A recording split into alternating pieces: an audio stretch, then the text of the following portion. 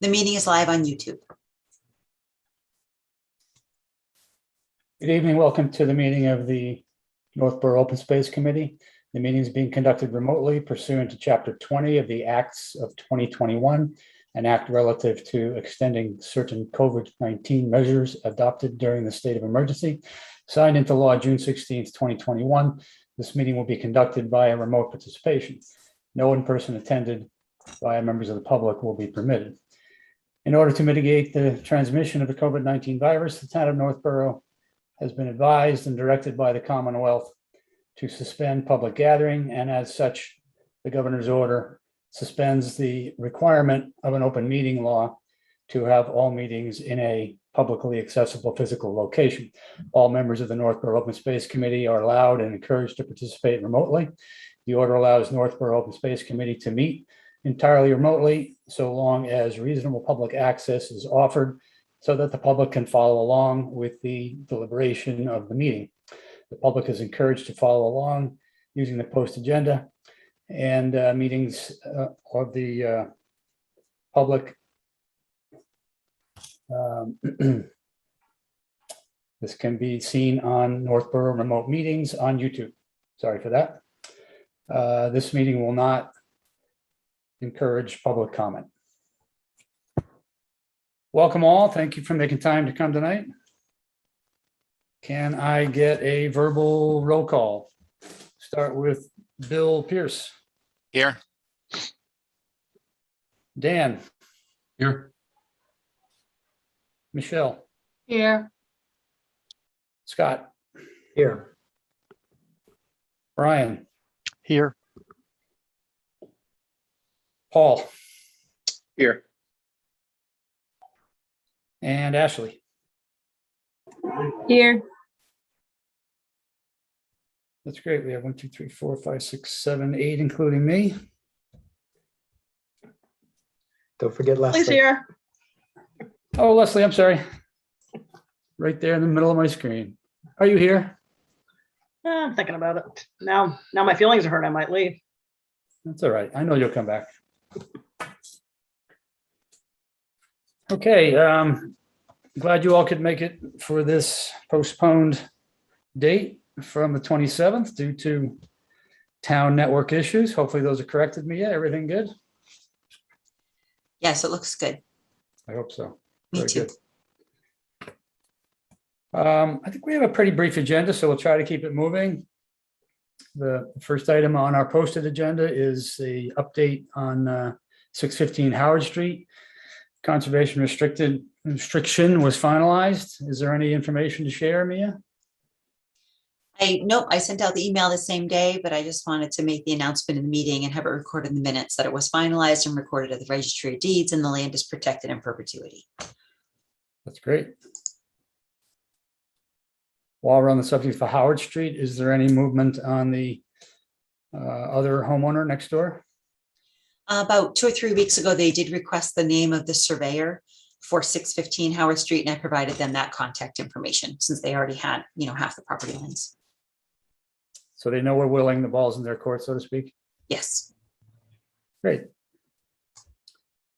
And a reminder, because I'm lazy to pull it up, what was the, have we done an appraisal and what was it? Not We're on waiting for the- 665. We have to wait Okay. for the A&R, and then you'll look at the A&R and how they parceled it off. And if you would like to move forward, you make the recommendation to the Conservation Commission. And we can seek out proposals like we did last time at that same time. Sounds great. We had minutes to approve last time, right? And why don't we do that and get it out of the way? Is that still true? I think we have July minutes. We have a lot of minutes.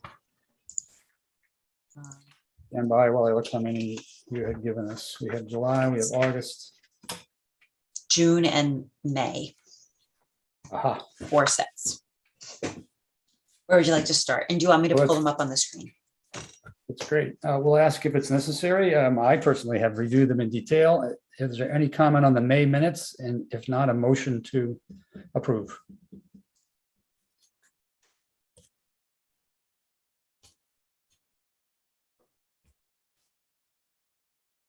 Would anyone like to approve the May minutes? or make a motion to it. Make a motion that we approve the minutes of the what was the date? May 3rd. May 3rd meeting. Second. Excellent. Second by Dan. Thank you. Dan was not present, so we may want to have someone else second. Second. Thank you. Paul? Excellent. All in favor of approving the May minutes? I need a roll call. Bill? Yes. Dan? Not present, so you're absent, right? Michelle?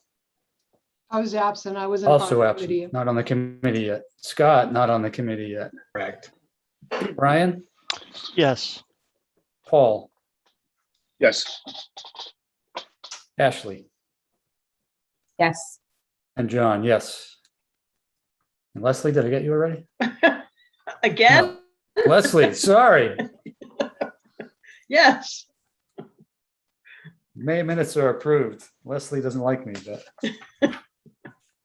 See if we can get through June. Does anyone have a comment on the June minutes? And if not, could I get a motion to approve?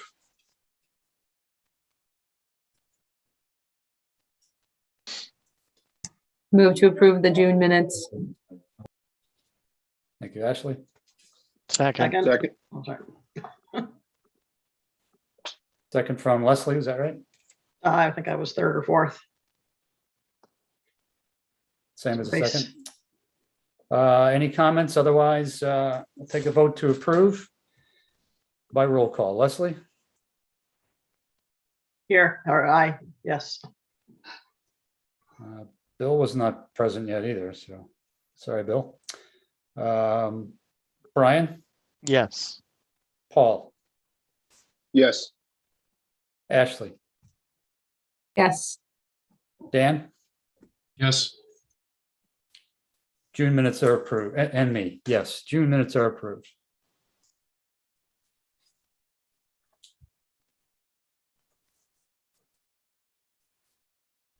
Next is July 14th. July 14 minutes. Any comments on the July 14 minutes? I think those What? were, my name was corrected in those, right, Mia? Yes.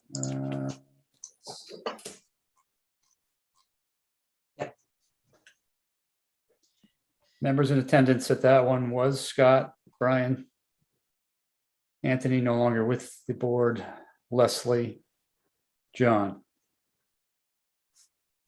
Yeah, I move we vote to approve the July 14th minutes. Thank you, Scott. Second. Thank you, Leslie. Then we'll vote to approve the minutes. All in favor, Leslie, Aye. Scott? Aye.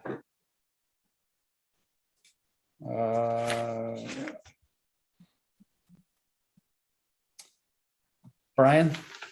Aye.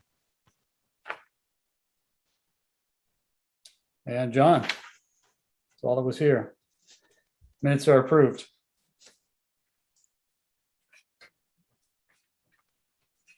Finally, we have the August 4th minutes.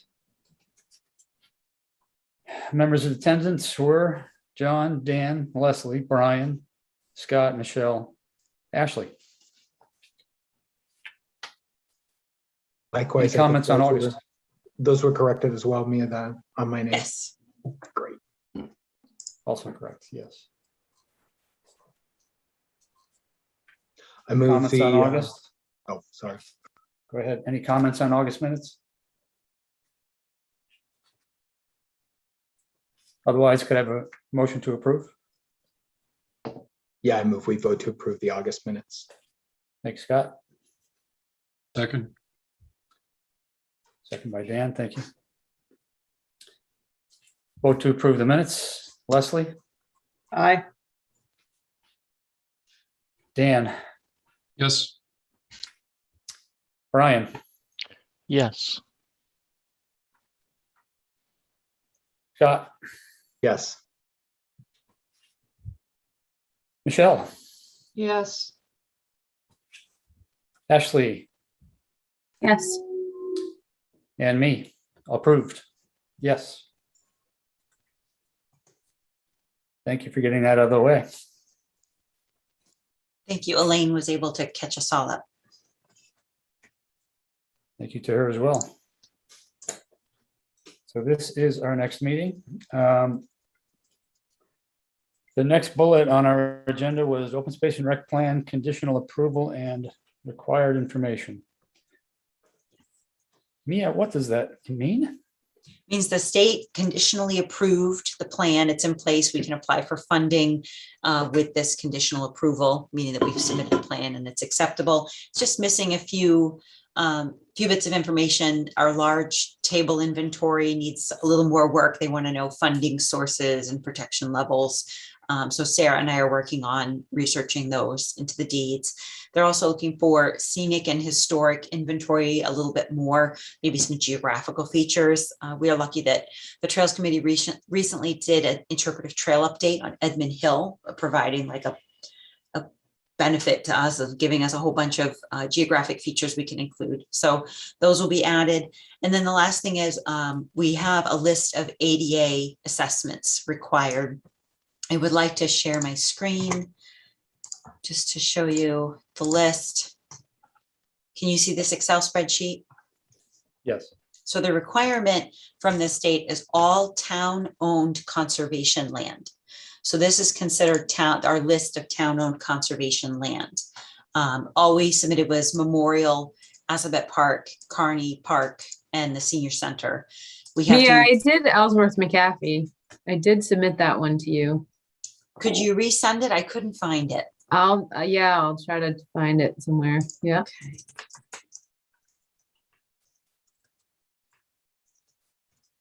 Okay.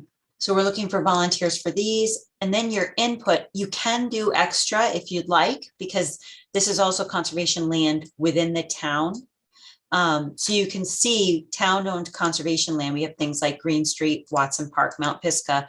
Those are more formal conservation areas with a parking lot. But then we have a bunch of trailheads too, but they fit the definition of town-owned conservation land. Then if we follow the trailhead example, then we're looking at all of these trailheads down here. But these are not required under the town-owned list. So I wanted to leave it up to you guys to decide if you wanted to include these in the inventory. And I am looking for volunteers on this. Mia, the note you just typed says Ashley will send. Was that Ashley or Michelle? It was Ashley. Okay, sorry. That's okay. Stuck your voice. Well, I'll leave it up to members if they would like to do extra work, but otherwise looks like we got to catch up. 7, 8, 9. Mia, I thought I had submitted to you a couple of these trailhead ones. Am I mistaken? I could not, I was searching my email because I thought we had more as well. I thought we had like a shared spreadsheet. Anyway, I'll look through my files, but Okay. Let me look. because we had a conversation in which we were curious how the ADA assessment applied to a completely non-ADA area and whether it was valid or needed. You And did Pisgah. I found it. So Pisgah is done. Thank you. Yeah, Mia, I'm sending the Ellsworth McAfee one now.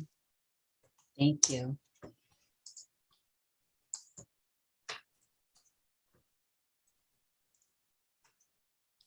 Mia, being new to the committee, what's involved in these assessments? I can share one. Oh, I think Michelle, Leslie got booted. Leslie's rejoining. Or Leslie.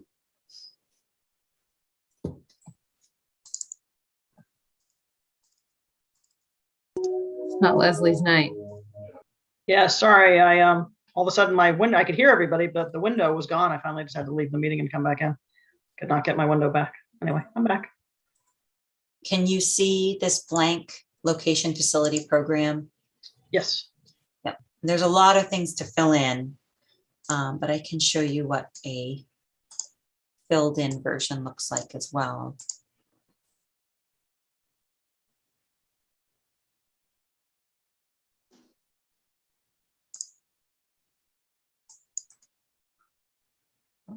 1 second, it's loading.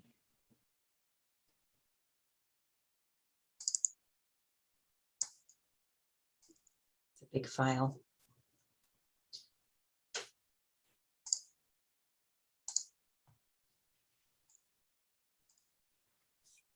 Okay, so, this is, can you see this PDF? Yeah. Yes. You can just print it out, hand, this is the one for Assabet. So you can see it's just sort of handwritten in. Can you zoom it at all, Mia? Yeah. There you go. So, there's no shower rooms. So NA in the whole category. Let me show you another one. This is Memorial Field. This is done a little more formally, but they're all acceptable.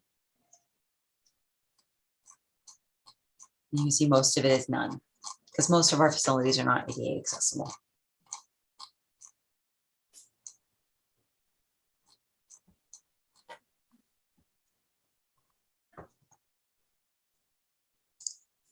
Oh, thank you for showing that. Sure. So it's So was pretty there- simple. You just have to go out there. Was there a question about trails, whether they needed to be done? Even, or, I met with Sarah last week or 2 weeks ago to see if these trailheads, and she said if it meets the definition of town-owned conservation land, which these do. So the Stirrup Brook Trail on Route 20 and at Algonquin are on town-owned land, but the Stirrup Brook Trail over on Bartlett Street, is that still, it should be down here. On Bartlett Street is, I thought I put that already, is owned by the state and private property.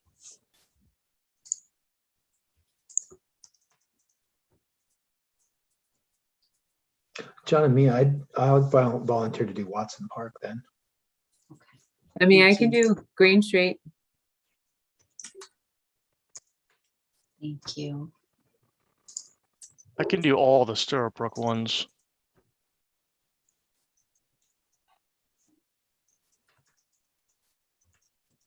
I'll do the Cold Harbor on Church Street. There's nothing there. The trail comes out onto the road. There isn't Right. even a parking lot on Church Street. I know, Be I quick. know. Well, I mean, it's not a thing. I mean, there's no parking area. There's Right, nothing don't you there. realize that's why Dan volunteered to do that one? right, took the Gosh. easy one. You're too slow, man. Too slow. It's on our maps though, and people do enter. They actually park at the abandoned house. I'm not suggesting this, it is trespassing, but people have told me they park at the abandoned house and then run across Church Street, which is also dangerous. So people are using it. And then the man who lives right there, he said people walk up and down Church Street to get to in that way too. I'm Yeah. not saying people don't hit the trailhead there. I'm just saying there's no ADA parking. I mean, there's nothing there. know. There's nothing to assess. Should we erase it? Well, I mean, I guess I'm not sure what we're going for here, right? We're doing an ADA assessment on like parking and facilities, right? So that trailhead on Church Street is not holds nothing. There's nothing Yeah. there. It's literally a trail to the street. It's zeros everywhere. Should we take it I don't. off? It shouldn't even be on the list. I think maybe the trailheads that actually have a parking lot, if we're looking to assess those, seem like more of a valid target. So we but take, well, Meadowbrook Road doesn't have a trailhead, but you can park there on that dead end. I don't even know where that is. It's a dead end off Rice Ave. And people do park there and dump there. I would say eliminate Cold Harbor. I mean, Okay. don't you really access that from Kearney Park many times? Or- That's the only place where there's anything that would be considered a legitimate parking area is at Kearney Park off West Main. That's kind of my feeling, so. Yeah, I can help you with Edmund Hill if you're looking for another volunteer. Thank you. Is there a blank that you've already sent out, or? I'll send Mhm. another. Thank you. I also logged all these onto a Google spreadsheet with a shared, I can share that too, if that's easier. Oh, that's great. Thank you. I think me actually, because I found my old spreadsheet where I had filled out Pisgah. So I'll reshare it in a minute.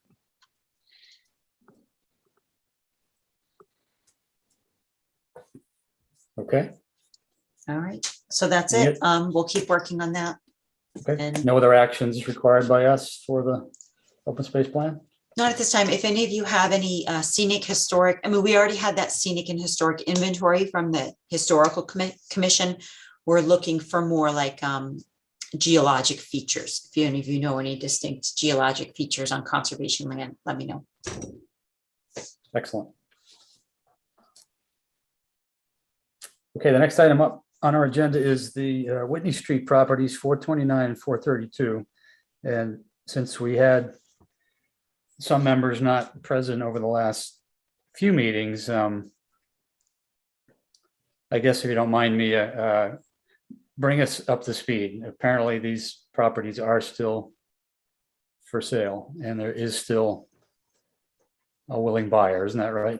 That's right. The town is in receipt of purchase and sale agreements from Lincoln Property Management for the purchase of 429 and 432 Whitney Street. So when that happens, both properties are in the Chapter 61 agricultural program, so they need to be withdrawn. At that point, the town has a right of first refusal to purchase the properties before Lincoln does. So the opportunity or the consideration to purchase was sent to a list of boards and committees, including the Open Space Committee. We wrote a memo to the Conservation Commission. They included your comments and forwarded their own memo. Both memos were provided. Conservations and Open Spaces were both provided to the Board of Selectmen. Board of Selectmen were going to consider it at the September 27th meeting, but they didn't meet. So I was hoping we might have had an update tonight, but we don't. And it's going to be on their October 18th agenda. We did have a staff meeting with Lincoln Property because we received a phone call from a broker who was representing someone in the purchase saying that Lincoln had backed out, but we recently just met with representatives from Lincoln. They have not backed out. They are proceeding. And they were looking for the permit processes to move forward with their projects. At that meeting, we discussed all our boards. No board submitted a memo saying, yes, please, please, please buy this for me. So, we'll see. It'll be up to the Board of Selectmen. They'll have to consider it. Do we need any representation there at that meeting? They have all they need? They have all they need, but you can always go as residents. Or I'd encourage you to it's go. gonna be Zoom, right? Or is it live? I mean, is it in person? Scott, it's still Zoom, right? Board of Selectmen Correct, yeah, that'll be a Zoom meeting. with public input. It'll be a webinar. What's the date of that? October 18th, you said. 18th, Yes. yes. We're tentatively scheduled to get back on track. Another meeting at the end of October. I don't know that we'll elect to do that, but I guess that'll be our next update. Yeah, I've got a meeting that night. Historic is meeting that night. You do, okay. Well, we'll get into that at the end of this meeting. Okay, good to go there with the update section. I think the big discussion item tonight was the Boston Worcester Airline Trail, better known as BWALT. And Ashley, you were going to bring some information. Is that something you want to take the lead on? Yeah, so I sent out a 2-page document kind of summarizing the information that we've gotten from Don Byrne thus far, and kind of the process, laying out next steps. So I can You go sent through that it. previously or today? I'm sorry. Previously, it went out, Mia had sent it. I know there were a lot of emails with minutes and things, so it might have gotten lost in the mix, but I can share my screen if that makes sense. Sure. All right. Okay. So let me just zoom out a little bit. Is that too small? Or Too is small for that? me. I'm grabbing the glasses, doing my best. All right, I'll try to. Maybe just, could you go one page at a time? Yes. Let's see. I'm not sure how to do that. I guess I just zoom in. There we go. So, Thank so Don had previously kind of gone through everything that we would need to do the different sections of trail. So the one that he had originally referred to as B-Walt was the piece that went from Westboro to Shrewsbury, that was down near Northborough Crossing. And that is not the piece that I am proposing we kind of take a look at today. So that piece is listed as number 2 here. It's off Otis Street. It's about 1 mile, so it's a much smaller piece to tackle. But Shrewsbury is not really interested in doing anything at this time, so it's it would be a dead end piece. And it's more of kind of a difficult, maybe not difficult, but is not the right word, but more of a busy area to deal with through plazas and Route 20. So it's kind of a tricky trail to take on.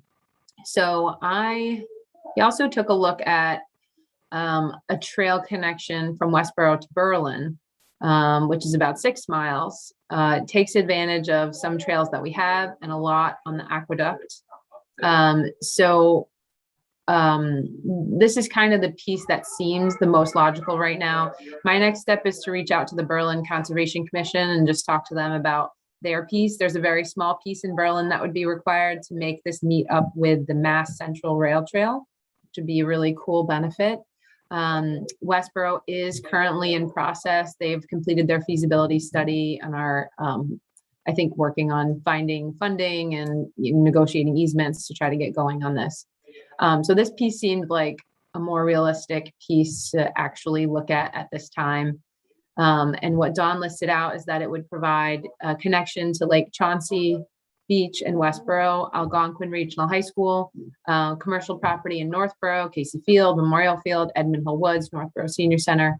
Again, it's on the aqueduct, so it would be more linear, a little bit easier to create into a multi-use trail. And when I say multi-use, this is more like a paved bike trail sort of trail that would be good for commuters and others to kind of make work. So sorry. Good night. I love you. Somebody was waiting to say good night. Sorry about that. So I just kind of summarized that due to the benefits that I think that piece would bring us, I thought that might be something to focus on now. And the reason that this is sort of coming up again now is that there's a lot of funding that's supposed to be available in the next year or so for trails. So what Don had kind of laid out for us when we talked to him is that we could apply to the Mass Trails Grant, which is due in February, which I know is very soon. But the Mass Trails Grant would be to cover a feasibility study. And he estimated that a cost of a study like that would be around $75,000. I estimated up to $100,000 just to be more realistic or conservative. So that covers, the town has to allocate the full cost of the study up front, but then the grant covers all but 20%. And so the 20% would be the town's match of that 75,000 to 100,000 feasibility study. So we wouldn't have to have quotes to do this, just an estimate, but probably would make sense to try to get quotes. So I know February 1st is soon and a quick turnaround, and I'm not sure what funds we have available to do that, or if we'd need to go to CPC, but CPC is accepting applications until November. So there's a possibility. I don't know. That might be borderline. I don't know if CPC could cover a feasibility study for a trail. So that's a question there. But so that grant's coming up. So the way that it would work, as Don laid it out, Don Byrne, is that we would get a feasibility study. They would kind of lay out what sort of infrastructure costs there might be, what the cost of the trail would be, what easements would need to be negotiated over which properties, kind of the best route, things like that, just to kind of lay out the best way forward for a trail like this, which Don has done some of, but a professional engineering firm would, be needed to really determine. So once we had that, and we kind of had the process and the cost, what Don proposed was that something like this that would kind of require infrastructure because it's the aqueduct. There's various pieces where there might be culverts needed or bridges. He thought a transportation improvement program funds from that would be the best way forward. So what that is that the DPW has a list of projects for transportation improvement funds each year. They work with DOT. DOT would actually cover the cost of this, but you kind of have to work with the town DPW to get on the list. At least this is how Don described it to me, and I'm certainly not an expert in this. So if Mia, if you have any insight, that would be helpful. But we would have to work with DPW and Central Mass Regional Planning Agency to get on the transportation improvement program with Mass DOT. But in the meantime, we would have that feasibility study. Then our role in between getting a feasibility study and getting these transportation improvement program funds and having DOT kind of work on things moving forward is that we would need to negotiate easements. So the feasibility study will say, this is where the trail should go, and these are the landowners you need to negotiate with. We would have to reach out to those landowners, which are mostly corporations, and say, would you be willing to allow an easement through this property? So Don did, I thought I had that in here. Oh yeah, there is a list that he made of which landowners we need to reach out to. So for the 6 mile piece, the easements needed would be MWRA and DCR, which is mostly the aqueduct there. Sudbury Valley Trustees has a piece over off Cedar Hill. The Mass Electric Corp, possibly. TMX Properties, no idea, company on Barefoot Road, and Sweeney Properties on Barefoot Road. So Don noted that those last two, which might be the most complicated, would only be needed unless there's a railroad crossing potential. So I don't know what he thinks is possible in terms of a railroad crossing. If there's like a bridge to be built or something, it sounds complicated, but the whole thing is complicated, but very exciting. So, so yeah, that's basically it in a nutshell. We've gotten some, I'm just going to stop sharing if I can. Oh, I can't figure out how to stop sharing. There we go. So we've also gotten some examples of what a feasibility study would look like we got one from the town of Ashland, and there was one other from another state, I believe, but one of those was included in the email as well. And it kind of just shows what to expect. I think this would be a really great asset to the town if we were able to make it work. And if we could get grant funding for a feasibility study, it's kind of a no-brainer to me if we're only paying 20% of that feasibility study. And if we get the feasibility study and it just seems completely impossible, then, we make the decision not to go forward. But if it seems like something that's low risk and really high reward for the town, then I think it's worth exploring. So anyway, I know Don had presented to the Trails Committee a while back. We'd kind of talked about BWALT a few times, but I think BWALT has a whole host of other issues because of just the location, and it doesn't have that wow factor. Whereas this piece, the 6 mile piece that would connect Westboro to Berlin, would connect all of Northborough, connect a number of conservation properties and other town-owned properties, senior center, high school, et cetera, to the Mass Central Rail Trail and just provide these connections, I think would be really cool. So that's it. That's my soapbox. So I wanted to ask, I know there's some overlap that I'm aware. Obviously, we've talked about the aqueduct project at many previous open space meetings many years back. And I'm aware there's traction being made, and it's a priority project that Trails Committee wants to present. Brian, maybe could you update on that? Am I accurate? I think that's a fairly accurate statement. It's been on the radar for a long time. And yeah, just like you were saying, Mia's made some headway with the utility companies to try to inch it, a couple steps closer to at least reality, or seeing if it can become reality. Could you describe that, by the way, one of you for the committee? I'm sorry, the process overall, or? Well, you mentioned the utility companies, so, why are they involved? I know that I got a briefing myself, but I don't know if the committee at large is aware. Gotcha. Mia, do you want to talk about the utilities? Sure. So just take just one step back is that the Trails Committee in 2013 worked with the Board of Selectmen to get an 8M permit to open the aqueduct trails. And that was a multi-year process to get, it was actually a big deal to get just pedestrian access on the aqueduct, just people to walk on it. In fact, it was such a big deal because it's post 9/11 that it didn't open until 2014. Phase 1 was a 1.2 mile stretch from the Marlboro line up to the Aqueduct Bridge over the Assabet River on Hudson Street. And then after a few years, MWRA wanted to wait and see if people would behave themselves, and they did. And then it wasn't until 2018 that the Trails Committee petitioned for phase 2, which is from the Aqueduct Bridge up to the Berlin line. That's another 4-mile stretch. Phase 3 of this 8M permit, which is approved, is to open the Assabet River Aqueduct Bridge to pedestrian access. And obviously that's the most intensive phase because we have to get ownership of the bridge. And so the phases of the bridge project that we've broken down are to even determine if we can, was it structurally sound? Yes, MWRA did a structural analysis in anticipation of the town doing this project. So they paid an engineer in 2018, and we have a copy of that, and it's more than capable of taking pedestrian access, just needs new decking. Next step, you might notice there's power lines. There's residential power lines that are almost within reach. A good jumper could probably reach them. There'd be a lot of shoes on them. It would be dangerous. It's too close.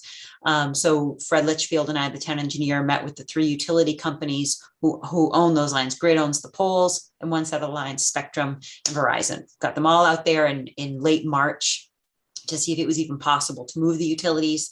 Got a thumbs up from all 3 utilities. Took a couple months to get them all to determine that all of their utilities can fit within the right of way. And we've coordinated a project with National Grid to move those utilities. So that's the phase right now. The next step is to actually move those utilities into the ground. This is by town request, so the town has to pay for it, and to get the bridge. And we're working with MWRA to transfer the bridge to our ownership. And so Trails Committee is going to be putting forth a CPC application for the relocation of the utilities from overhead to underground this November 4th. Now, so while you're on it, and you mentioned it, how are you planning to present that application to be applicable to CPA as phase 1 of this trails endeavor? Is that how we're going to try to? Because this is a small bite of the apple. This is between $60,000 to $100,000 to relocate these utilities. The next step is to get the bridge. We have no idea if it's going to be $1 or $100,000. It's going to, like I said, we're working with MWRA. They've contacted their legal department, and they're formally putting together the process the town will have to enter. We have to get our legislators involved because it will be surplus. It's a formal surplus process through state properties. Trying to get that bridge. Hopefully it'll be $1 and there'll be no cost there. But our biggest cost is going to be the decking, providing safe and attractive decking and security fencing over the top of that bridge. And who knows how much that would be, but similar projects have come in about $1 million. So we will not be using CPC funds, maybe on the design of that, but we want to save our big bite of the apple, our big trails grant or tip grant for the actual decking, that big $1 million project, and maybe break that out into smaller. Sure. So let me put the question a different way. For the application to come before CPC and have legs, it needs to relate to the overall project. We're building a new trail in essence. It's a trail connection, and it's also historic. Right. We're building a trail connection. We're, adding a recreational property. Yes. If we went through with the whole project. So it seems like that would have to be part of the application, and this would be perceived as, or be presented as, let's say, a phase 1, like we've broken up projects before with CPA funding, so that shouldn't be hard to justify. Is that the plan of the application? Yes, this is currently, we call it phase 2. And phase 2 runs concurrently with phase 3, which is to try to get ownership of the bridge. Phase 4 is the decking and security fencing. Okay. And why would you rule out CPA funding for any of it that you can't get? state Oh, funding for? definitely. We definitely can. You mean rule out state funding for this utility? You said something like we wouldn't go for CPA funding for that. You're talking about the construction, I think. Yeah, the $1 million, just because we don't have that much CPA funds. I mean, it's possible we could start, maybe, I have no idea. We have to first figure out how much it is when we get there, but Well, yeah, but keep in mind, the aqueduct is a very visible part of town. So, this should have community support. And sure, we don't have $1 million saved up or in any reserve account, but we borrow against CPA for other projects. So it's not out of the Mhm. question. Mhm. That's what I meant. oh, definitely. This has the potential to be an attraction also, an attraction to town. If you think of like the Bridge of Flowers and, Shelburne Falls, I can see this, not quite the same, but, similar kind of opportunity. And with the parking Right. right across the street, there's the Edmund Hill parking right there. And Memorial Field, you can get to it too. There's a little path. Yeah. So seems kind of ready-made for something like that as well. Yeah, it's phase 3, So Right. So I brought this up because it overlaps with Ashley's Mhm. presentation on, whether we'd go for the trail connection as well. And it seems like you need the aqueduct to complete the rail trail connection, right? Yeah, so I don't know. I mean, obviously a feasibility study is the first step, and this is the idea of this big trail is many, many years project. This is the first step. It takes several years, probably take a few years to get all the easements negotiated, take a few years to get on the tip grant. And then another several years to build it. So many, many years, but it's no time like the present to begin and see if it's something we'd like to start. I don't think that having phase 3 of the aqueduct project happening right now is a deterrent. I think it's helpful that it's happening and would be worked into the feasibility study to say this piece is necessary. It's at this stage in the game. I don't know. That's just my thought. Well, the possibility of that trail and the connection is certainly consistent with the open space plan, not to mention the master plan. As is the aqueduct restoration and project. Obviously, now that the two are connected in this conversation, so it's a topical subject matter. But how to pay for it?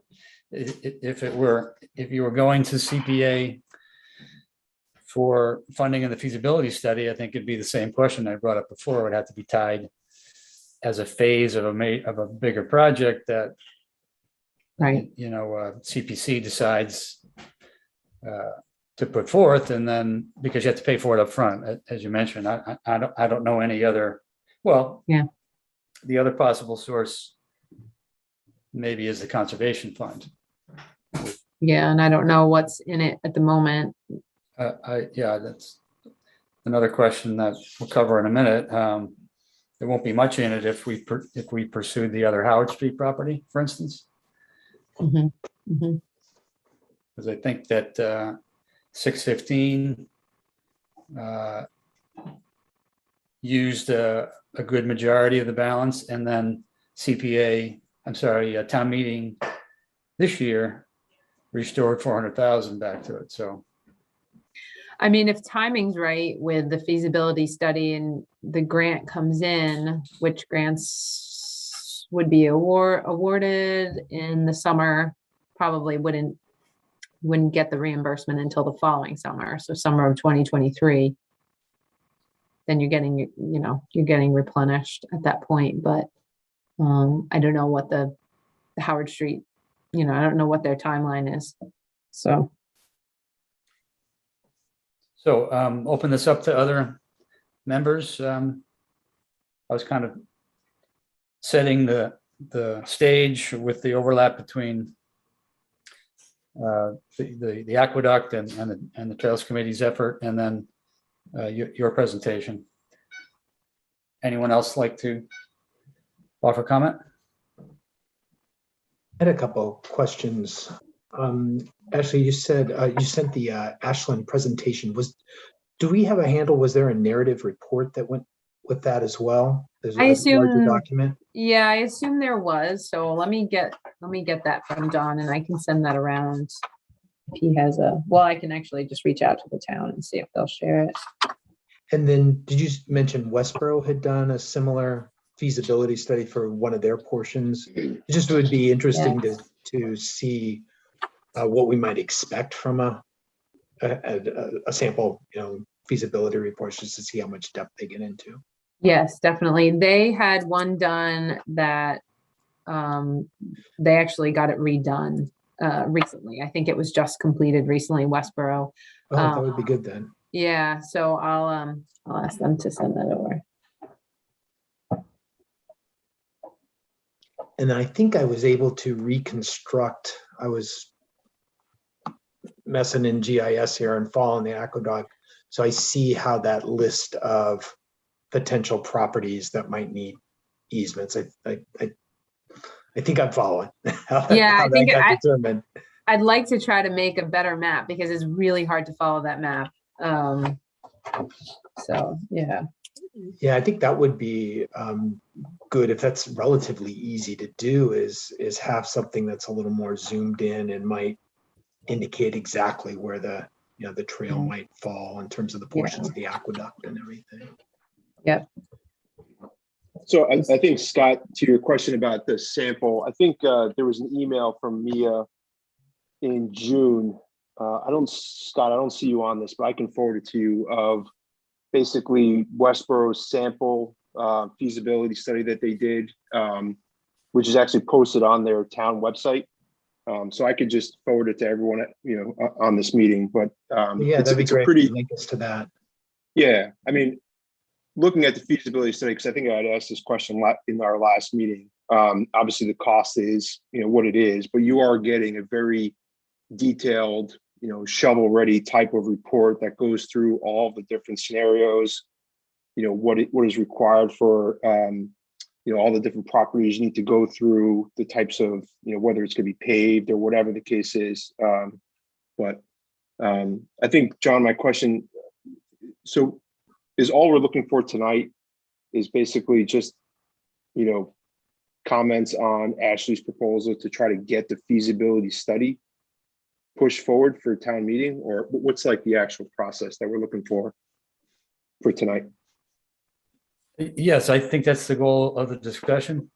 And also, I'm bringing up the overlap with the effort of the aqueduct and what Trails was planning to propose, so that it kind of dovetails with the next item on the agenda, which is CPA application. So I want us to talk about priorities and whether there might be more than one priority, from open space and trails to the CPC, and talk about other things that we know that are coming up, and so that being that I'm on that committee, it helps me to plan as well. The question. Go ahead, Michelle. Thank you. So one of the things I would request, maybe Mia, you could help on this, but on the BWALT, I know the governor is doing a huge initiative on MBTA communities, and Northborough is an MBTA community. They're trying to tie housing more to public transportation, which Northborough doesn't really have other than the commuter rail. So there might be some thought process on not necessarily pushing aside the BWALT, but looking into what the governor is actually proposing to communities, and it's really active going on right now. So I think you might want to look into and also tie that into your master plan implementation committee about how are we looking for housing connected to the commuter rail, because Northborough is considered an MBTA community, and that is our public transportation source. So I understand how Shrewsbury is not interested, but I certainly think there is an opportunity, maybe with this program that the governor is presenting to all communities, and Kathy Jubert's very familiar with it, She's talking on the planning board with it, and I think you'll see more discussion about happening about how you connect your MBTA communities together. And there's probably a lot of financial resources, I would imagine, when it comes to housing and public transportation. My only concern with the Westboro to Berlin initiative is, and I would want to see if this is on the feasibility study, is the impact on the easements to whether it's an industrial or commercial. If there's, I don't want to devalue any properties, in other words. You know, I think it's a great program, but I would be very concerned about easements and what it would do to certain properties. So I would want to just make sure that the way the easements are done, or that there's no devaluing to potential tax income properties for the town. So, I mean, these would all be voluntary. It's not, there's no takings. No, I understand not- that. Yeah, I understand. So, I mean, that's a I would just personal want- choice Yeah, of the landowner. yeah. I just want to make sure that it didn't impact any tax revenue. In the sense Yeah. that I get it's revenue, I guess I understand it's voluntary, but I just want to make sure that. Yeah, and I mean, I think if you look at all of the data and reports that have been put out about trails, they only increase the value of property in the communities in which they are placed.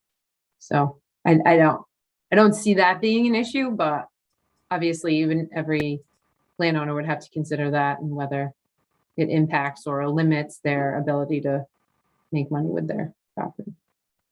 Yeah, I think when it comes to zoning, I would hate to hear 5 years from now or something, 10 years from now, that we couldn't do that because we put trails on the property. You know. I would kind of love to hear that, actually, to be honest. Yeah. That is kind of the point sometimes, not of the trail easements. I'm thinking of other easements, but yeah. I do like that idea of making sure to include B-wall in a feasibility study, because I would assume that they would be able to lay out all of the possibilities with that and what funding is available. And then we can consider both and make a decision on that with all of the information at hand. So that makes sense. I don't want to rule it out just because. I just thought biting off this one piece would be easier, but yeah, with the feasibility study, I think it makes sense to include it all and then make the decision when we have all of the information. I mean, I'd love to get, I mean, I know we were planning to meet at the end of October again, but it'd be great to kind of get a vote, or I don't know if we can get a vote if it wasn't officially a vote item on the agenda, but about whether or not we'd like to consider moving this forward for a CPC application. I do think, well, a question for you, John, is if both trail projects are put forward in front of the CPC, is that a benefit or is that a hindrance to each project? I feel like they complement each other really well, and to show that both of them are kind of moving forward is good. But if it's too much to the same, is that going to be a problem, do you think? I don't know that it doesn't need to be a hindrance. Okay. It just seems, I guess I'm generalizing because again, I haven't talked about any details of what the potential application sponsored by Trails would be, but it seems like it's teed up better as a phase of a project that, it's been on the radar for a long time. And I assume that that's the way the application might be presented. And then I don't know how to, other than the administration fund of CPC, which doesn't have that much money in it, because that's where we usually fund studies and appraisals and so on. I'm not sure how to present it unless it's pegged as part of this, if we make this one big project. And I don't know that is the right approach, because I think we want to make sure that we keep the momentum of the aqueduct going. If that's fair to say, because it, as Mia described, we are, 8 years of effort just to get it to this point. Yeah, I definitely wouldn't want to combine the two. Could I share some more information that might be helpful? The first is that we we've already, our office, I'm in the planning office, we've already received a CPC application for a feasibility study for a dog park. The Rec Commission is coming from the Rec Commission. They're working with Northborough Unleashed. So there is going to be a feasibility study under CPC. Next is Brian. I haven't been able to go to the past 3 Trails Committee meetings because they've been happening on the same night as the Conservation Commission. So Brian, please correct me. The last time I met with the Trails Committee, which was, back in July, I think, I asked them to discuss their priorities, and their top 3 priorities right now are the Aqueduct Bridge, the accessible trail, and the B-Wall. So the B-Wall is one of their priorities, but it's just not their top priority right now. So they will be, is this still accurate, Brian? Has anything changed in the past few meetings? No, that's still accurate. We didn't specifically discuss any of those things at the last meeting. And just as a sort of side commentary, whether or not the B-Walt is, considered a top 3 priority, we did mention this. Collectively, everyone on Trails loves the concept of it, but it was basically beyond our skill set. Like, we didn't have the know-how or the manpower of how we would even move such a project like that forward. So if it's not, anyway, that's just more of like commentary. So it's up there on the priority list, but we didn't know how to move such a thing forward. So Yeah, and they are currently moving forward the Assabet Bridge. That's like their top. And I said, could you pick one? Because they had designed, if you're not familiar with the accessible trail, and the reason I'm bringing up the accessible trail is they're also going forward. I had said, and I'm trying to get back to you, Trails Committee, I missed you guys, because our plan A is for CPC applications, and they had given me permission to do this, is to move forward with the Aqueduct Bridge application. So I've already drafted it, and they'll be voting on it out of their October 18th meeting. If I can't get those numbers out of National Grid's fists, plan B is to go for the accessible trail. And speaking with John has strongly encouraged us, as John's had as the chairman of the CPC committee, has strongly encouraging the Trails Committee to apply for both. And that would be the design. It's a $28,000 design for the accessible trail. The accessible trail is located behind the senior center. One of our Trails Committee members, Forrest Leifer, designed it. He reused a lot of the spaces that had been altered from that disc golf project that didn't pan out. And it's just I'm sorry about my opinion, but it's a beautiful project with 3 or 4 outlets, and it's already there. Trails Committee, and we've been enlisting volunteers, have already put it in. You can already walk it, and it's accessible, but this design will bring it up to ADA standards.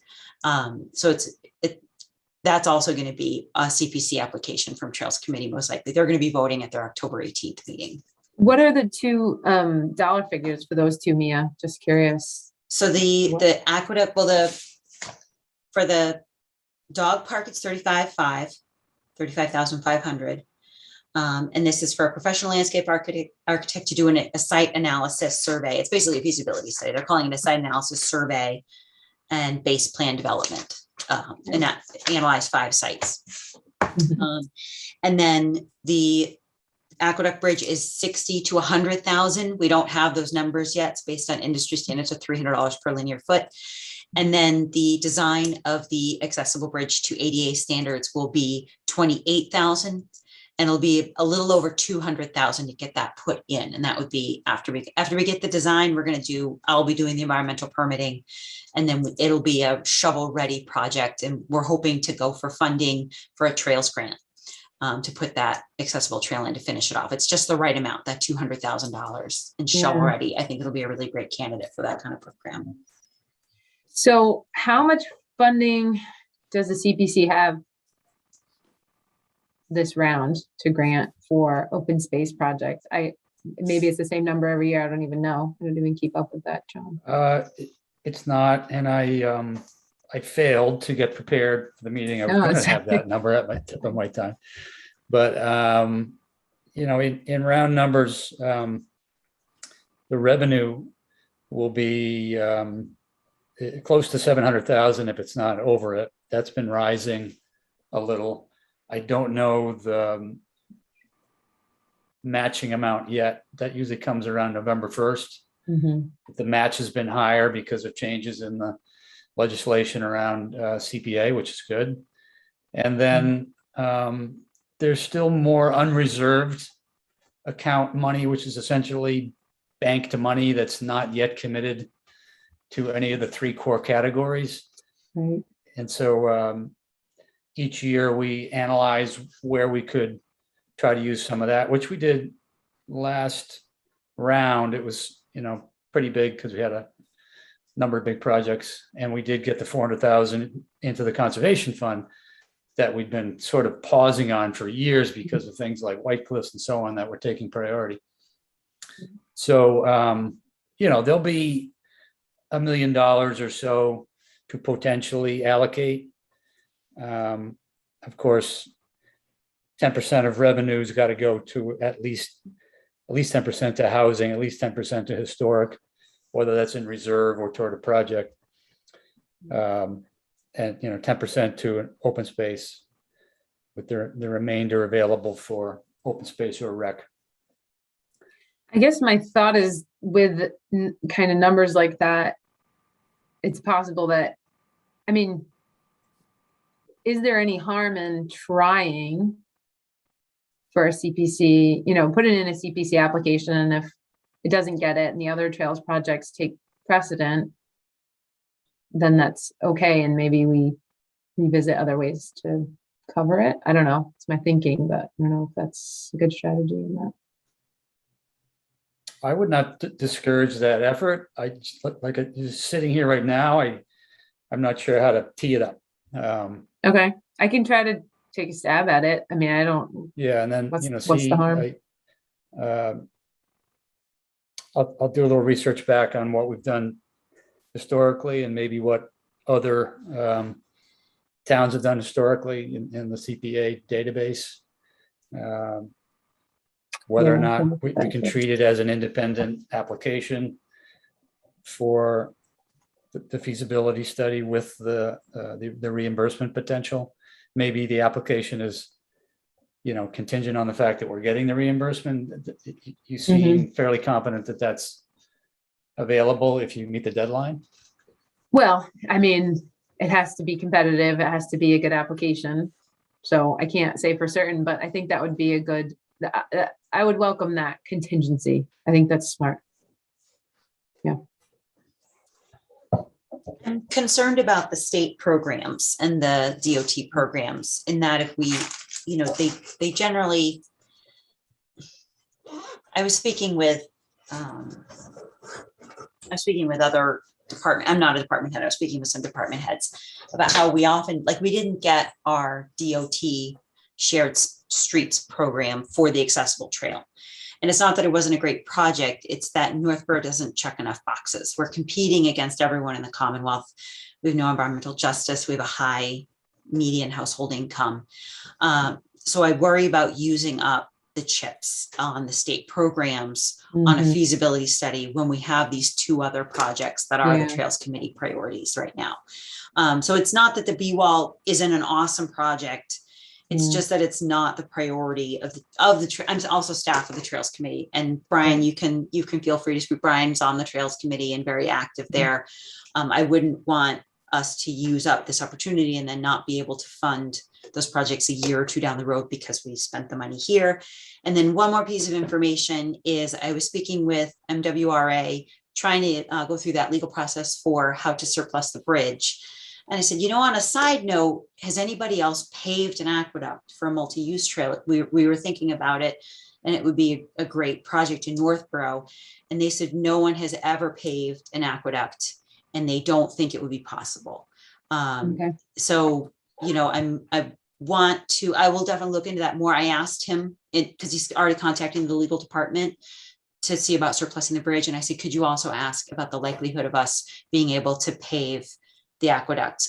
Because if that comes back as a hard no, then, we don't want to spend $100,000 on a feasibility study for it. Right. Okay. So hopefully we'll get that information too. Yeah. Do you know when you might hear back from him? He said this week, that's but that's for the helpful. bridge. So I'm hoping to hear back on both. Okay. Yeah. All right. So Mia, are you I saying guess- they're only considering paving the aqueduct bridge, not like a wooden deck? Or you were talking about decking before, so you're talking about just paving as the only option? No, this would No. be paving the trail, for the B-Wall. Oh, Yeah. I'm sorry. You know, Sorry. yeah. Sorry. The Small decking on things. the bridge is a whole other conversation. Google sorry. Bogastow Brook. That's what they're thinking. That's a So similar just so we're clear, project. you're talking about the aqueduct crossing in and of itself could be decking, but not paved, whereas the rail trail connection is what I'm going to call it. If that, looking forward, if that were to occur, we need pavement all the way on the aqueduct, essentially. I'm sorry, all the way, yeah, on the other sections of it up to Berlin. That's the vision, right? Because that's a multi-use trail, correct, Ashley? I think so. I think that was the intent. But again, I can confirm that with Don because I assume he understands the situation with the aqueduct and how unusual it would be to pave it. Westboro's proposal is for 8 to 12 feet wide paved. On the aqueduct. No, this is their Okay. B-Walt through Westboro. Okay. Yeah. Try me, and where were you saying that no one has ever paved The an aqueduct. aqueduct? There's because there are driveway crossings. There's places where perpendicular crossings across the aqueduct with driveways, and you can just provide engineered specifications that you can balance the load and cross. But I asked about actually paving the aqueduct, and MWRA said they don't because that tunnel is active. So old rail beds, unused aqueducts, those have been paved. But he said that active aqueduct tunnels with pedestrian traffic above have not been paved. Do you think he's incorrect? No, I'm slightly lost in trying to figure out how much a feasibility study would reveal versus what we theoretically already know, right? Yeah. I mean, if the nature of these rail trails is typically that they're paved, and if you're saying that there's the MWRA just simply won't allow that, I mean, that kind of halts the whole thing right there. But that Yeah. seems like I'd be angry if that's the simplest answer without there being some sort of someone adds- with more knowledge to take a Yeah. look at it. And I'm It not adds sure. a pre-phase where we'd have to work with MWRA to get them to consider, just like the ownership of the bridge. We don't want to pay to move the utilities till we know we're going to own it. So the same thing, we won't want to pay for a feasibility study until we know we can actually build this thing. But we won't know that we can actually build it unless we do a feasibility study, right? True, and I wouldn't have taken on this task of working with Don if Trails had been wanted to do it. But right, Brian had said this before. Trails is for it, we just don't know what to do. So We don't know how- "All right, if yeah. somebody else wants to take it and run with it, go ahead. So I wouldn't have kind of tried to bypass Trails at all if that wasn't the message previously. Just so that's out on the I don't think table. I don't think anyone's bypassing anyone. I'm just No. I'm just trying to figure out Yeah. from a novice point of view, it seems like the feasibility study is the next step to figure out if this project is even feasible. And Yeah, then if it's determined through the study that it's not feasible, well, then we're all sad. But I don't want to be sad before learning that to be that official truth.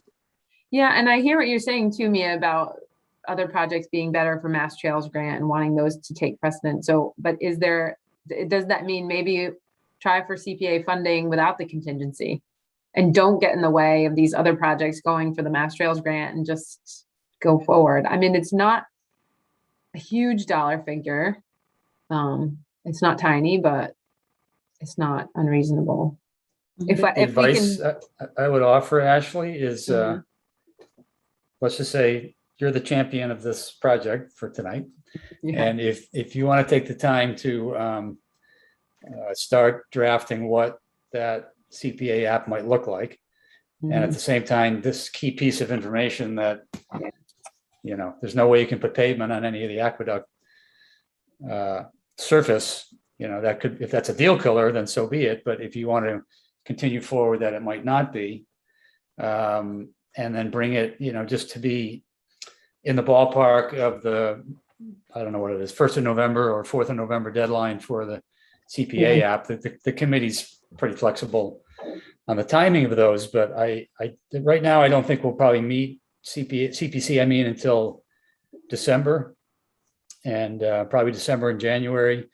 hear presentations on the application. So they give you some time to support it. And what's the worst case that happens? You don't have enough information to support it. You might have to pass this round, but you will at least have learned more whether it can go forward or not. Does that Right. sound like a good strategy? Yeah, no, I think that makes sense. Just keep trying to plug away and see if we really have something. And I think we, as the Open Space Committee, need to vote on whether we want to support it as a CPA application, right? I think. So maybe if we meet again, if we're meeting again in November or at the end of October, we can do that if I have something that seems realistic. I don't have any objection to proposing that we vote now on, I guess, the nature of my proposal of how you might bring it forth. You're not waiting around wondering if everybody's against you. Sure, yeah, Oh. yeah, no, that's helpful. Kind of get, we can You get know, a sense of the committee. Yeah, because we're usually Yeah. pretty open about pursuing anything that might work. And I like to keep an open mind to anything that we can leverage the CPA for. We've been pretty creative throughout the history in town, and so we could be again. So If we were to vote on this tonight, do we need to have an idea of a decision on the framework on whether it would be a CPC application contingent on getting the grant? So let's say we need $20,000 against the $100,000 feasibility, or we would want to vote to support getting the full feasibility study funding from CPC. Is I there think, a choice to make tonight? I'm not sure it's a choice. I guess if we're voting, it would be to support the idea that Okay, an application could be written and that it gets presented, whether you have any, objections to that notion. The application itself, I think it needs to mention the opportunity for the grant, which is consistent with what some other applications have done. And that then the CPC can evaluate, okay, the application is looking for $100,000, but it might be 20. And, and then we're going to have to research whether just the study alone is something that I know that we funded other studies, so maybe we just need to see how it fits CPC applicability. okay. And I just, I don't have an unlimited memory of the ones that we've done, but I know I feel White like we Cliff, certainly. The biggest was probably White Cliffs. Was Town Common CPC, because that was a reimbursement grant. We had to spend the money and get reimbursed. Yes. The Yes, it CPC definitely paid was. the whole thing. Correct. And the Okay. reimbursement went back into, when you get a reimbursement after that case, the funds go into the CPA unreserved account. So it's not. As long as you word the town meeting vote correctly. I may have stated that wrong. I think it goes. No, I think it was unreserved money. In other words, it kind of went back into the savings. And the fact that it was accepted on Town Common, I guess it's the best example we have. That was a good deal. That's right, John. You're right about that. That's what we did. So really tonight, it's looking if we support moving forward on this concept, a lot of details to be figured out on whether paving is allowed, whether easements could be negotiated, all sorts of things like that. Right. But really just is there general support of this concept to link to Central Mass Rail Trail, given some of the work that's already planned for the aqueduct and the bridge. Sure. And I guess more specifically, I think Ashley's looking for a vote to support an application to CPA this year. Does the committee stand behind that? Isn't that right, Ashley? Yeah, There you go. You want to throw a motion together on that then? me? Sure. Move. It's your idea. Yeah, you're right. Maybe does the Open Space Committee support drafting an application for CPC funding for a feasibility study for the B-Wall Trail as described north-south? Yeah. Could what I, me- could what could Mia I said. clarify the term? We keep calling it B-Wall, but I thought Yeah, what it multi-use was trail. was the Multi-use airline trail? trail to Shrewsbury. Okay. So Mm. this is Yeah. not, is that right? Right, So we'll right. call That's one north-south portion. multi-use. Yeah. Can we just say so moved on what Mia said? Okay. And it's just drafting an application. We're just trying to get a consensus so that Yeah. we don't waste Ashley's time. Right. Do people want me to do this? Fair enough. I'll second that. Motion, is there a second? Second. That was from who? The second? Paul. Me, Paul. Okay, any more discussion before voting? Then I'll take a roll call vote. Beginning with Bill, Yes. Dan, Yes. Michelle, Yes, Scott, Yes. Brian, Yes. Paul, Yes. Ashley, Yes. Leslie, Yes. and John, yes. All right. So we have a 9-0 vote to pursue the application. And I'll put in the request to MWRA in writing. Okay. I'll ask them if they would allow paving of the aqueduct. See what they respond with. Yeah. I'm just thinking, are there ways to put a trail parallel to within their easement that is less impactful? There isn't, Uh, it's already gonna it's- be really tight. I Yeah. mean, Brian, you know the trail. Some of the other members here know the trails really well. There's some environmentally sensitive areas. There's habitat. There's private property. Those railroad Yeah. is really a no touch. They don't even reply. Yeah. Yeah. Okay. Okay. But I just want to make sure that we don't just ask them if we can pave it, right? Because the answer to any complicated question will always just be no, right? Okay. It's Yeah. more like, what are our options for a Yeah. usable surface? Sure, good idea. Right. Right? Yeah. It's not, give us some, because anything that's hard, everyone we work with just says no, right? Right. Everybody says no. Mass Basically, Wildlife we're says asking, no. can we make this connection to the rail Yeah. trail? Can we make Is this there a connection feasible the surface that Central can be Mass laid Trail? down that would meet the requirements without hurting mean- the aqueduct? Yeah. As- And in the meantime, I'll research if there's other ways around, although I know that the aqueduct chunk is what makes this 6-mile piece really doable. Yeah, no, I mean, it's totally essential. Yeah. That's the path to make all this stuff work right. So, Right. And as somebody, I mean, I walk this aqueduct path actually almost every day. It's right down the street from my house, and it's pretty wide. I see people walking, and biking down the aqueduct, and being able to get by on both sides. So it's very well used already. Yeah. yeah, there's segments where they send the trucks down to service the power lines and, keep clearance. So, Right. it's not like there isn't physical structural support for some kind of a surface there. They're already driving huge vehicles on great stretches of the thing. So, Then as far as, we do need a number for if we were to meet in October and take a vote on the application that the Open Space Committee was putting forward, there does have to be a dollar amount that you have to vote on. And does it have to be, do I have to get official quotes? Do we have to put out a request for proposals, or can we So kind of get a we ha- sense? Yeah, we have to get estimates. Okay. And then you had listed 3 firms. Do you have relationships with those firms? No, they were groups that Don had proposed that because other towns had used them for feasibility studies for similar trails. So they had good experience with this type of work. So the 2 firms I can think of is, we use Weston and Sampson. The DPW does all the time. They're contracted engineers, so we could probably get an estimate from them. And we could probably get an estimate from WDA Design, because they're the authors of the feasibility study. Right.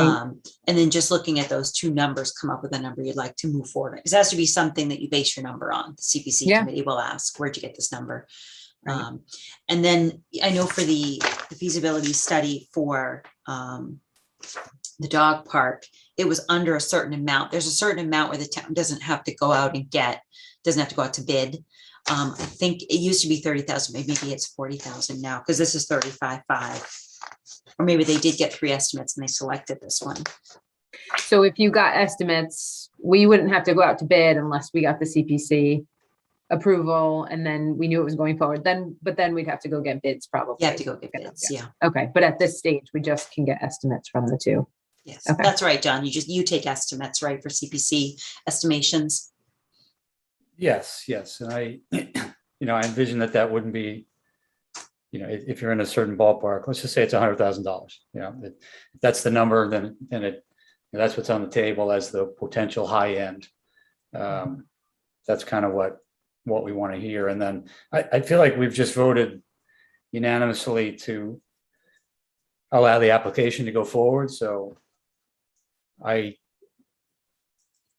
didn't think that I was indicating another vote needed for the amount necessarily. Oh, definitely. You do need another vote. The committee has to review the application. I mean, Ashley could be in there and be like, and a pool house from my backyard. Like you as a committee has to read the application, look at the numbers and approve that final document.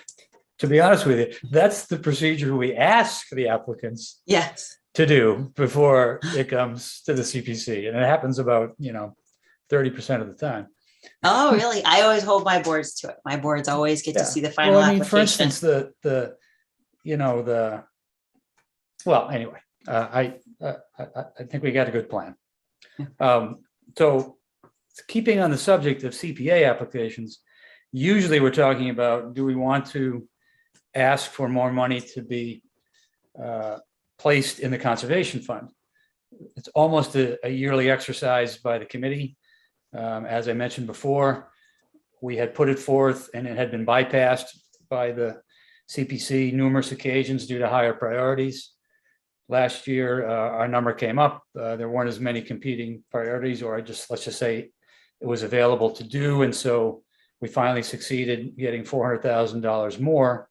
And then we've already approved moving forward with the next Howard Street residence potential. That would exhaust it again. So, do we want an application again for more money into the conservation fund? Usually it's a no-brainer, yeah, but then, let's say we have that application as well. And theoretically, if that and this rail trail study, in addition to the trails as well, but if we say Open Space Committee in particular is asking for these 2 applications, there might become a point where we're asked to prioritize it. I think we should prepare it and we can always withdraw it. Yeah, and maybe Not the a big number, effort it's a cookie cutter application. It So I would say usually let's is. I just copy it over each year. Exactly. So I don't think we have anything to lose by preparing it and submitting it, and we can always withdraw. No, right? no. And if you feel like it should be a little more conservative in terms of the number, but I don't think we can go for it. But Last year, your vote was up to a certain amount. It was like you had asked the committee to vote on an application up to $400,000. And then when the application shook out, if it was going to be less, you had that up to amount, so you could have reduced the amount, but you didn't have to. No, usually, there's a discussion of priorities and some trading of the available resources, and that's how it's gone down. And then, as I say, we finally had enough support and enough availability without competing more urgent priorities, so to speak. That's usually a major criteria. Do we need field lights at Milliken because they came crashing down, or do we need more money in open space savings? So those are the kinds of things that knocked it out in past years. So I will, at this point then, I would say that I would prepare the application again for up to 400,000, knowing that that might be a tall stretch, but it's in the running to be negotiated down if necessary. we have to spend something on open space initiative. So it's going to be one or more of all these projects we're talking about. And looking back over time, has there been a consistent amount that has been initially asked for year on year? Is that 400 grand a pretty common number? No, I think it Was- varied, it varied over the years, I think, and in several earlier years of CPA, when there weren't as many large projects competing, there's always support for open space since it's a major tenet of the CPA. And so there's always good support for, this mechanism of putting it into the conservation fund has been very successful. So, everyone on the CPC is supportive of it, but when other things got in the way, that was the issue. I think we were pushing this larger number on our goal of trying to get a working amount close to $1 million for open space preservation, so that when a large property came about, we had it in the bank, or at least we had a good amount in the bank toward a bigger property.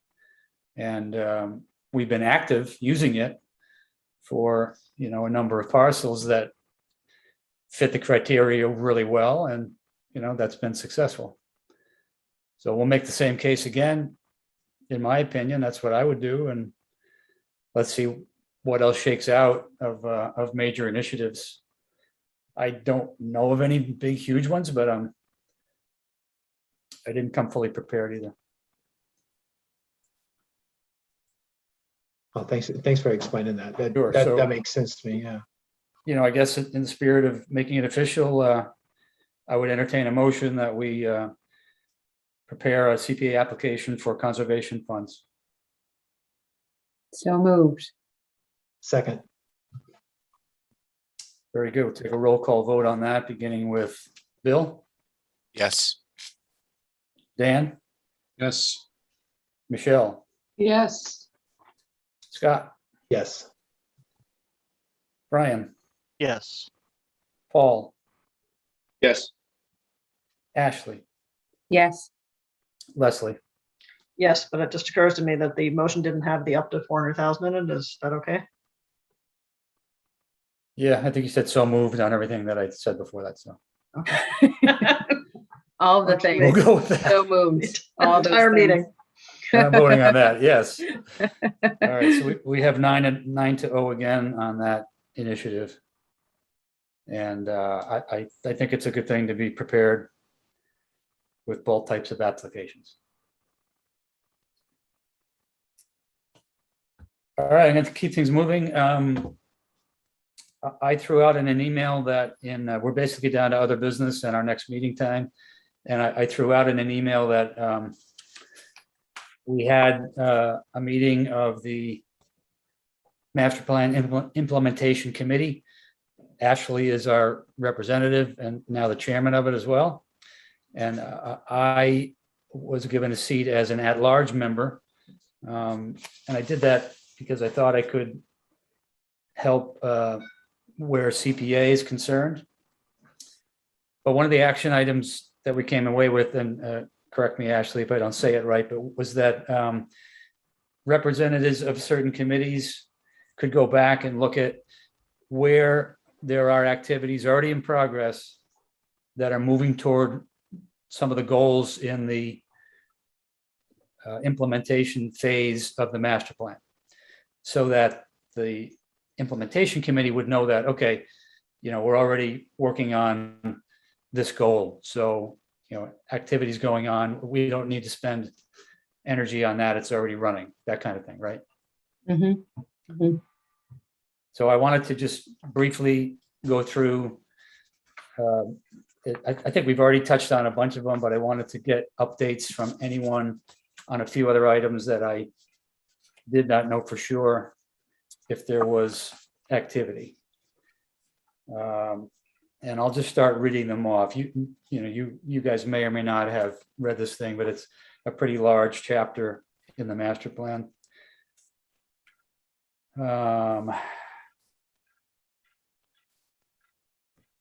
John, I Thanks for the shared the highlight. document. Thank you. And I highlighted in yellow, everything that says open space and recreation, which is our plan, and OSC, which is you. Blue is Concom, and then pink is trails, because there was a few trails committee. Okay, perfect. I'll just go through them quickly. Item 2 in land use is build off the 495 Metro West Development Compact. So that's not something we discuss much, and I'm just going to say that that's kind of something we could bring up at a future meeting. Land use 3 is review existing zoning bylaw and Conservation Commission regulations for needed revisions to strengthen protection of natural resources.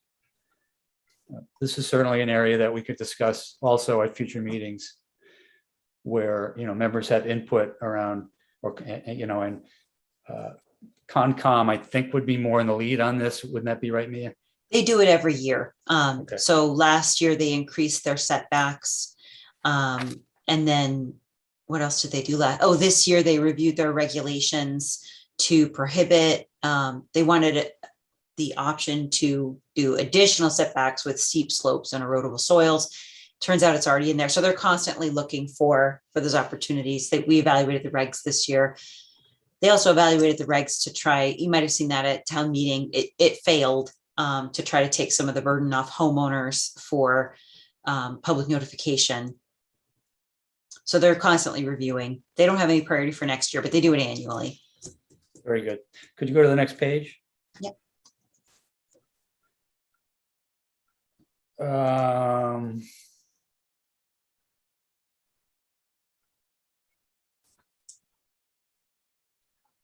You have us on item 5. I don't see that. Just the open space and rec plan. I think OSR was open space and recreation.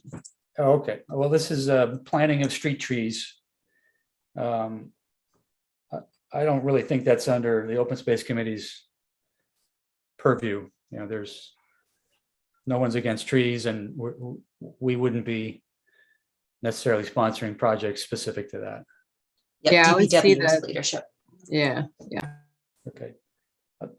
I think, Just- John, what that might come into is they also talk about if there's an opportunity around downtown to bring in some green. I sat on the master planning committee. So I think what they're talking also about is there green infrastructure in downtown that'll come along the way that you as an open space might have an opportunity for. To add to the infrastructure? Exactly. Yeah. Okay. Yeah. Something like what was happened with the town common committee. Very well. Yep. Land use 2-6 is explore opportunities to create walking paths, routes along brooks, rivers, and connecting historic properties. So we always talk about trails a lot, and Trails Committee is our arm to do that. And we've just been talking about obviously a major trail to link a historic property in the aqueduct. So, I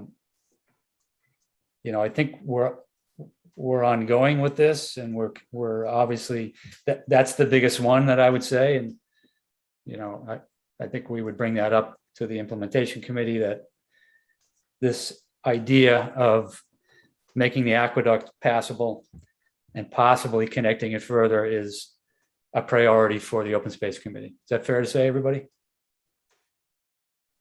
Yes. I also let you know that the Trails Committee, they have a big historic component, and a lot of their trails, I talked about the Edmonds Hill Interpretive Trail that's connecting to a lot of historic and geologic features on the hill. That's going to be in place. The posts are already in, and you're going to see QR codes going up soon. And another one is the Chapin Canal feature at the Yellick property on Hudson Street. They had a Boy Scout put it in last year. A little bit of a butter issues, but the committee's working to maintain the area and keep it open.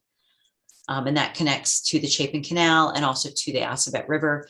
And then the Trails Committee, another one of their lower priorities is the replacement of the Assabet River Bridge. They have like a backwater bridge over the river. So Trails is driving this every They are. year in their own way. That's great. Mhm. Could you go to the next page?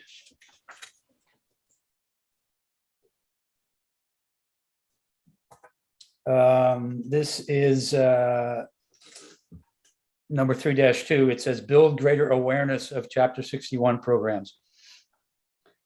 And so that is certainly an area where, obviously we talk about it a lot, but where this committee could maybe do more. I don't know if that's other kinds of public outreach or publications that we haven't done yet. Anybody have any feedback on that, or, you know? I mean, there are nice booklets out there that we could certainly send around. I just feel like, I don't know how this one ended up here. I just feel like people who are able to take advantage of those tax credits do, and who want to. I don't know how many more landowners in town are able to do so. The amount of land they have that haven't, or that actually want to and haven't. But it wouldn't hurt to send around those booklets. I'm sure Mass Woods would give us some. I guess it's mail out. consistent with the outreach we do for, you know, any kind of land conservation opportunities, but. Yeah. We do, it was included in our landowner outreach letters where we talk about different programs. And I always try to get people into I'm currently working with 2 homeowners, trying to get them into the Chapter 61 programs. No, that's Okay. good. Good. That's good. Didn't realize that, Mia. Taxes are Could you high. go to the next page?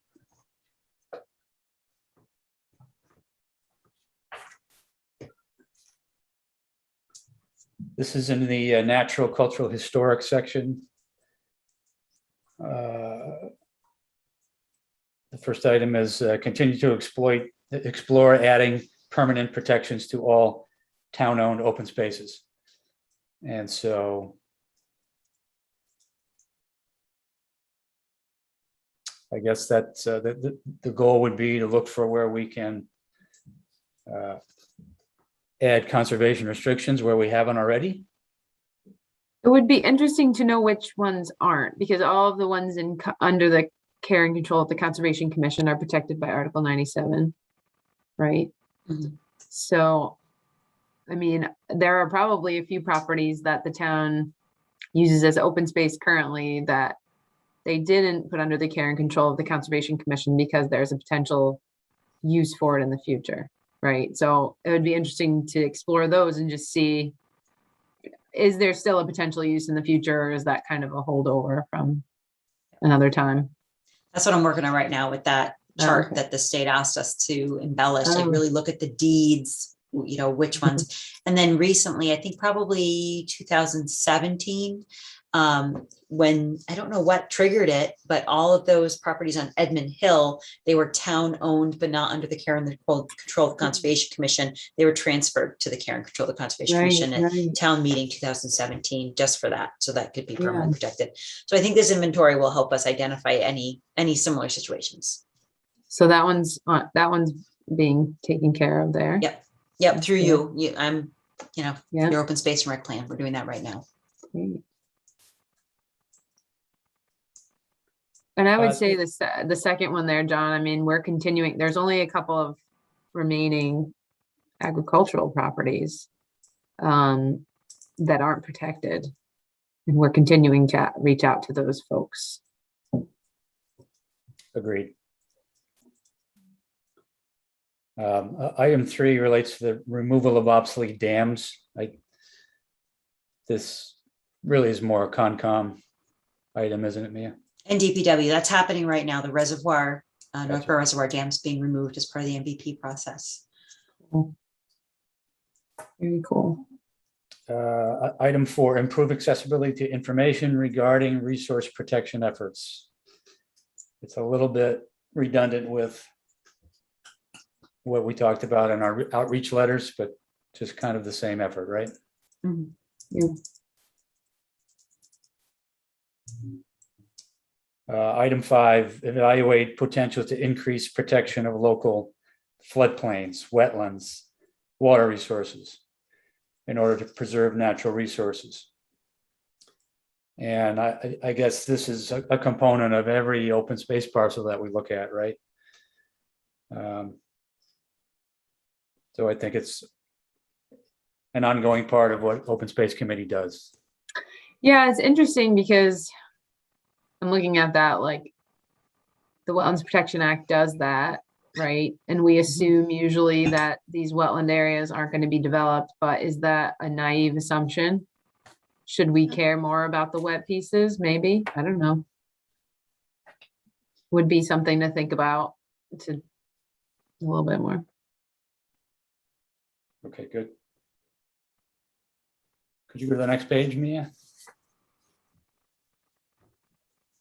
I didn't really have any on that page. Me neither.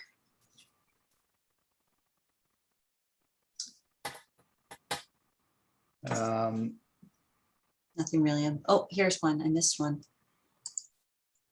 Yeah, for the first one on this page, the goal is coordinate efforts among cultural, historical, and environmental organizations. And the specific goal is continue cooperating with local organizations and committees for the education and presentation of our historical heritage. And it just lists Historic Society, Library, Trails Committee, Open Space Committee, Housing Partnership. So I don't know. I don't feel like that's that we're the lead on that, No. and we're not. I mean, obviously, is that Housing Development Corporation? Is that HDC? Right. Yeah, I mean, yeah, I don't think you The really. Historical District Commission. Oh, historical district. Yeah, that makes more sense. Okay, we're going to pass over discussing that one.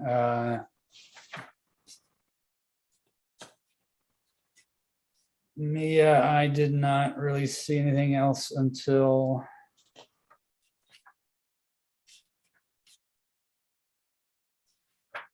this section, obviously open space recreation. Okay, goal 1, maintain, expand opportunities for active recreation. And specific goal 1-1, add more active recreational facilities outside of school grounds and provide lighting and other improvements where feasible. Evaluate Boundary Street property. And I drew an arrow in my own notes to the one below it, which is considered development of a dog park. So obviously there's ongoing effort to develop a dog park. There's an application from REC that Mia just mentioned for the feasibility study. I know Boundary Street is one of the properties they're considering. So. OSR 1-1, they're making a pickleball court, right? Correct, and that got That's a step. approved, so. Yeah, we need to get it built. I don't know what the status is. But a lot of anxious pickleballers out there. So that, those two definitely qualify to say, we've got efforts ongoing. Mhm. Obviously, it's always, the Rec Commission is always looking for where they need more fields and where they can make the fields more usable. As far as adding lights, that's always a controversial subject. So I'm not so sure that we need to add more lights, but at least have our eyes open, which we always do. Yeah. And John, I remember there was extensive discussion on the Boundary Street over a long period of time with a lot of committee members on the master plan committee. So got a lot of good support on that, focusing on that area. Yeah, it's been considered for a number of purposes. So we'll see where that goes. And I know that the dog park's important to a lot of people, and let's see if that becomes a target. But it's ongoing. We have a few under the second goal: continue to create and maintain passive recreation opportunities. And specific goal 2-1, strengthen trail connections among various trail networks. And obviously our trails committee partners are doing that all the time. Well, I think the discussion we had today about that multi-use trail would really accomplish that goal in a nice way. Absolutely as well. Goal 2.2 is increase public access to riverfront and water-based recreation opportunities. And that one seemed interesting to me because I often think about, where could I put a kayak in a river, and I don't do it very often. So I'm naive as to, where I would go and how do I get into Bartlett Pond and things like that. Hmm. I don't, again, I don't know what open space committee would really be doing about that. So much as it's other, whether it's rec or, Yeah. I mean, we could explore places to, I don't know, purchase land to allow for access or easements. right? It's interesting because when you like Google put into the Assabet, nothing comes up in Northborough, I don't think. Or when I used to look. It's been a long time. We made a trail to the, We did. So yeah. one of the that's Boy what- Scouts made a trail right off Ellsworth great. McAfee that goes right to the river. Oh, okay. Yeah. Well, I talked to somebody about that trail once and they said, oh, it's not a real trail. It's an access path. I mean, Okay. it's a Yeah. trail for lack of any, it's not a road, right? I mean, it's, Oh, no. Yeah, no. So- I just, no, I thought somebody said it was, like not meant for pedestrian use, but it is 100% meant Yeah. for pedestrian Okay. use. Yeah. great. Great. Thank you. Might need some trimming. I haven't been down there in a while, but And you can put in down there? if you are ambitious, you can. Interesting. Just to drag your kayak from the parking lot through Right. the soccer fields, and Mhm. it's a cool spot. It is not optimal, but it exists. Yeah. Okay. I remember when the senior center was thinking about going downtown. And then, of course, they were going to put Stop and Shop there that was going down there. And all along during those discussions, these were, I think, the early 2000s, it was talking about putting access there to the Assabet River. Also in a negotiation process with Stop and Shop at that time, which eventually they withdrew and did not plan, as you know, the supermarket down there. But that was one of the areas that there was always talk about doing something down there. Now it's owned by, I think it's Harvey. Owns. So a Yeah, that's an Just, interesting spot. little Yeah. bit of history about the Assabet and access at that point. That makes You can- sense because then you don't run into the waterfall.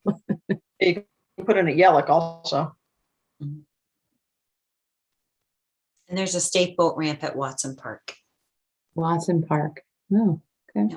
We're repaving and trying to spruce up Watson Park right now, I don't even know where that is. off Lyman Street. We're revamping the pollinator garden. Conservation Commission is spending $25,000 and the state is matching us 50 to repave the access road and the loop. And we get some trash removal going on and trying to counter some Wow. illicit activity. A Yeah. resident came forward and said, come on, let's clean it up. It's a nice little park. And the Trails Committee and Conservation Commission responded. So That's great. Okay. Well, then maybe OSR 2-2 just needs more clear signage instead of increasing. There's not very many places to put in, and we already have 3. So I think one of the weird things is that none of those spots come up on any maps. right. I think that's what I was Really? saying. Yeah, they all it's a exist. state but boat then- ramp. How is it not coming up? Well, I'm not sure. I don't know. Maybe I'm not searching for the right things. When I browse Google, I see lots of trailheads, lots of wildlife management area, lots of flagged things, and it could just be a Google Maps thing. You can request to get it added, right? Yeah. Yeah. We could try that. Be helpful. Anyway, Okay, well, there's a number of things ongoing there that we can report to. Goal 2-3 is where possible incorporate passive recreation into active recreation facilities. This really seems more like the lead is the recreation department, it says. So it's, yeah. it's kind of a little bit outside what we would normally be pushing for. We're going to try to get the land for the recreation in the first place. Could you go to the next page, Mia? Thank you. Goal 4 says better link existing open spaces and use these linkages to connect community assets, create a more walkable community. Obviously, an important subject in overall master plan and downtown. Goal 4-1 says identify acquisition opportunities for parcels that can provide key linkages among open spaces. Well, we pretty much do that every time we look at open space opportunities, right? Mhm. Yep. Goal 4-2, not really us, is it? Integrate enhanced signage. Just talked about that. Right. Visibility of the town's rec facilities, trailheads into overall open space and recreation network improvements. Yeah, I mean, we could certainly request, put a bug in the DPW's ear, but I think that's probably an overall sort of a full town design branding situation. Right. For signage, we can point more Eagle Scouts that way. You might have noticed, do you remember for a few years, the Edmonds Hill sign was like fallen over? And then an Eagle Scout kind of recreated it and it's beautiful now. He did a great job. So we keep an Eagle Scout list. So, and we're always working on our kiosk. The Pisgah kiosk is kind of a mess right now. That's on. Trails Committee is really busy with maintenance. They do a lot of maintenance this time of year. So a kiosk is more of a winter project. So, but that's definitely on their radar. And mapping too. We're trying to improve the mapping. Perfect. Goal 4.3 is identify opportunities to repurpose old infrastructure and trails developments such as old trolley line and Northborough Aqueduct Bridge. This sounds really familiar. There you go. I didn't even remember this I guess we covered that one pretty well. recommendation. Okay, then. So no more discussion needs to happen there. Mhm. Goal 4.4 says ensure adequate preservation funding is available for open space acquisition. We covered that one too. Yeah. So both those things are covered by our desire to put in CPA applications. I did not have any others, Mia, I don't think. MVP is for Concom, and I think that's it. That's Yep, I think trails. that's it.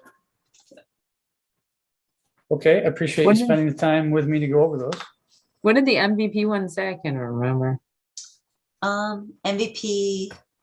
Let's go Was back. it up one more or two? Participate in the state's MVP program. And Concom, we definitely participated. Yes. Yeah.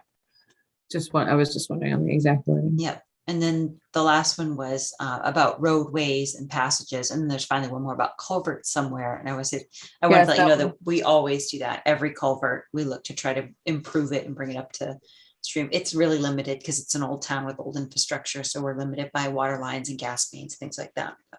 Mm. Great. Thanks, Mia, for helping me present those items. John, Welcome. Yes, is it ma'am. possible? I just wanted to share with the other committee members, if they're not aware of, on that chart. When you see short term, it's current, it's like this year out 5 years.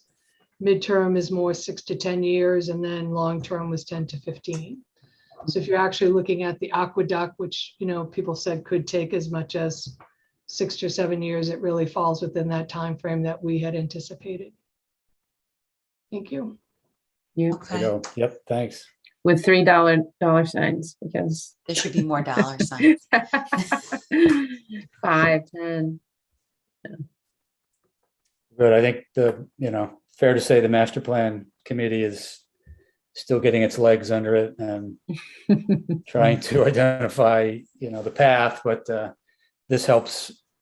I'm one of us will speak to this, and I guess we could put together a highlight list that we might discuss at that next meeting. But we did our job to help that committee identify what's already ongoing. So thank you. Yep. Any other business that anyone has? If not, a motion to adjourn. So moved. Thank you, Leslie. Second. Thank you, Scott. Vote to adjourn. Bill, Yes. Dan, Yes. Michelle, Yes. Scott, Yes. Brian, Yes. Paul, Yes. Ashley, Yes. Leslie, Yes. and me. Yes. Thanks, everyone. Thank Thank you. you. Good night.